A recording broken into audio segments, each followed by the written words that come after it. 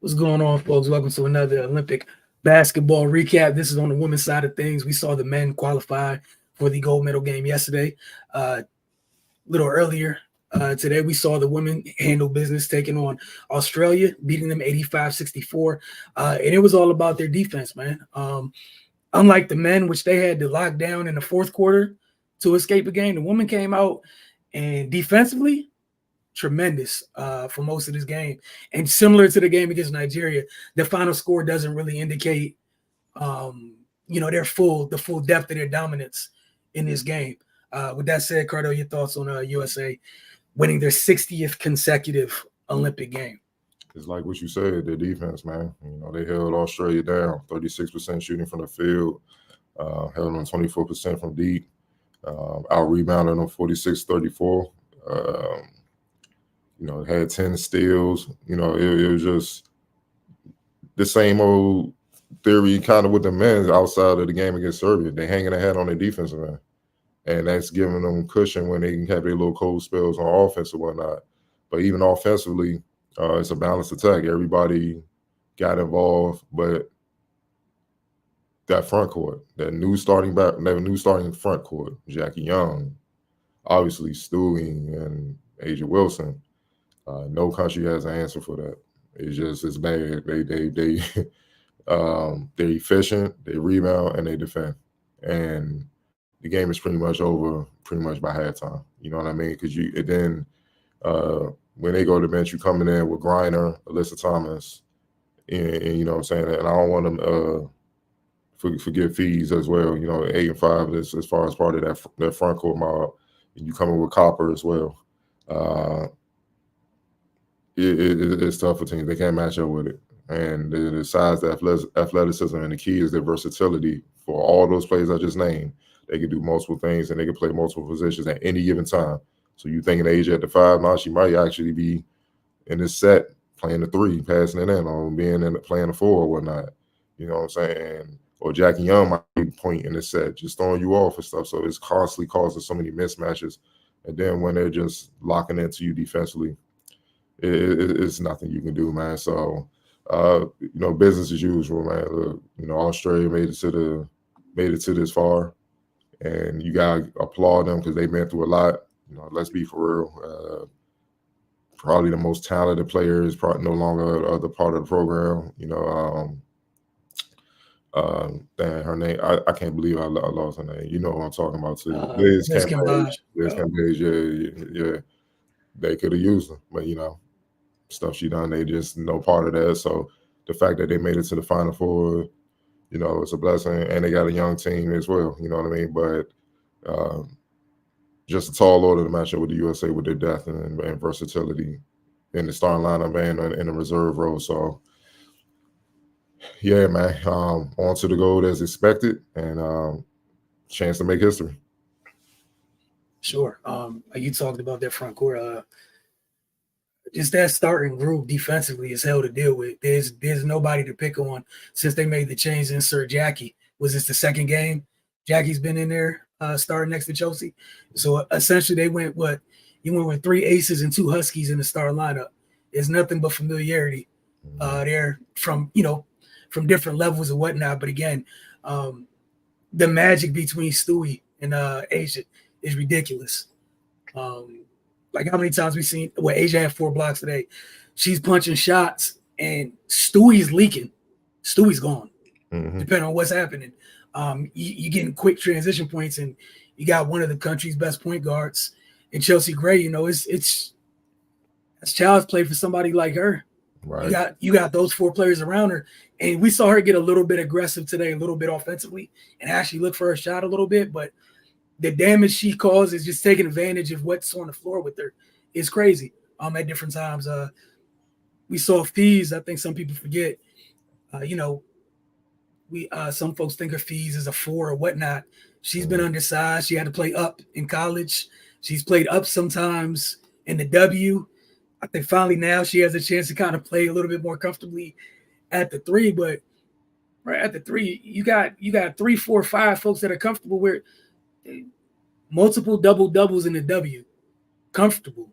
Like, That's a lot to deal with when you're talking about moving around defensively and anybody could grab it off the glass and go.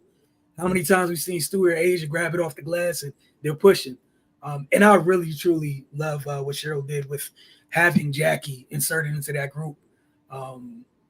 It's just the physicality on a perimeter. Just truly love it. But like you said, the depth. We've been talking about the depth on for both the men's and the women's side this entire time.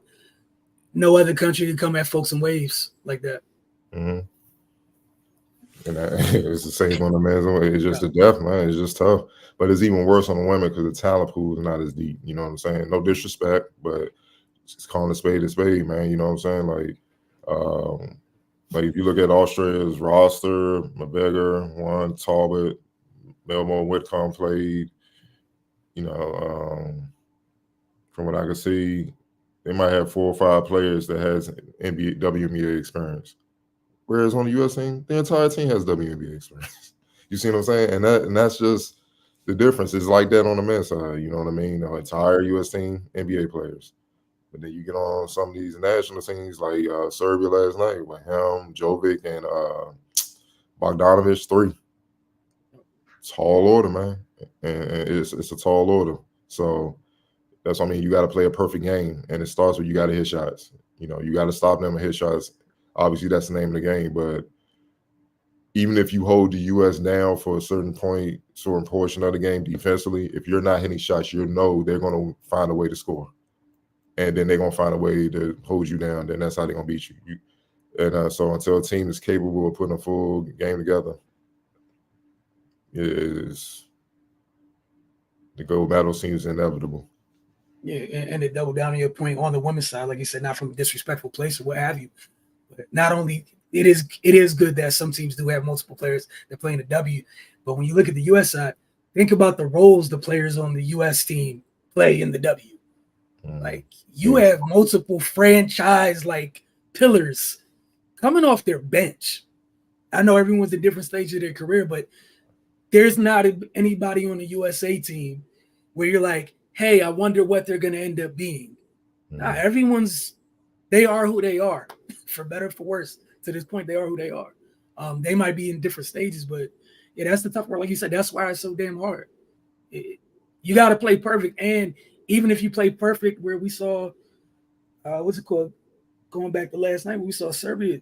They checked so many boxes, but you weren't up 20 at the half. It just wasn't enough cushion. And for the women's side of things, like that's tough. And Ezzy's a really good WNBA player, but I liken it to the point we were talking about yesterday, where Jokic had to deal with 5 All-NBA dudes at times. Like Ezzy's down there dealing with. It's one thing if you're dealing with Asia by yourself. That's Asia, Stewie, BG, Alyssa. Ain't nobody. That's a lot to deal with. Yeah, and no breaks. So, man, sometimes you just got to, scouting report is just like good luck. That's all you can do. Play hard. You know what I'm saying? Do the best you can. Sometimes it's just that simple. But again, shout out to the woman. Again, 60 consecutive wins. And shout out to the very great Lauren Jackson. She worked hard as hell just to get back and make herself available, which again speaks to what you were talking about, where I'm sure in another universe, she's not trying to do this. Will be playing. Yeah. Like, you're not even entertaining. Like, you're probably still trying to get back in hoop, but not to get back to this level. Like, you want to talk about what it means to folks in different countries. Like, are you 43 coming off an Achilles? Come on now. Like, and you already in the Hall of Fame. Hey, you good. Like, you said, you don't have to be out here. Like, that's shout out to her for that, man. Like, again, just what it means. Yeah. And I love it, but you know what that does? It sets a standard moving forward. All these young ladies on Australia, hey, man, pride. Get your butt out here. The OG, the greatest player in our country. History. Put it all on the line. She didn't even have to. She has nothing to add or nothing to prove. It's been proven a long time now. And she put it all on the line, potentially could have risked hurting herself again. And just to get out there and just try, man, you know what I'm saying? And get her possible, I'm sure, to beat probably swan song, so to speak. So, yeah, man, respect her. She's one of the greats for sure. Man, study the game, youngins. You know what I mean? She was a bad girl. She was a bad girl, Lauren Jackson. She got it done. Facts. And we'll see what ends up happening with them. You know, obviously, we got France and Belgium, and then we'll figure out we'll get to see if Australia is able to medal, which means that would mean Lauren Jackson will go out having medaled at every Olympics she's been in, which is great. But again, for the U.S., they're just waiting. They're waiting for the winner of France and Belgium. I'll play her the game today, Cardo. Stewie, 16, 6 and 5, 6 to 12, outstanding defense, flawless, nothing to one turnover, flawless. X Factor.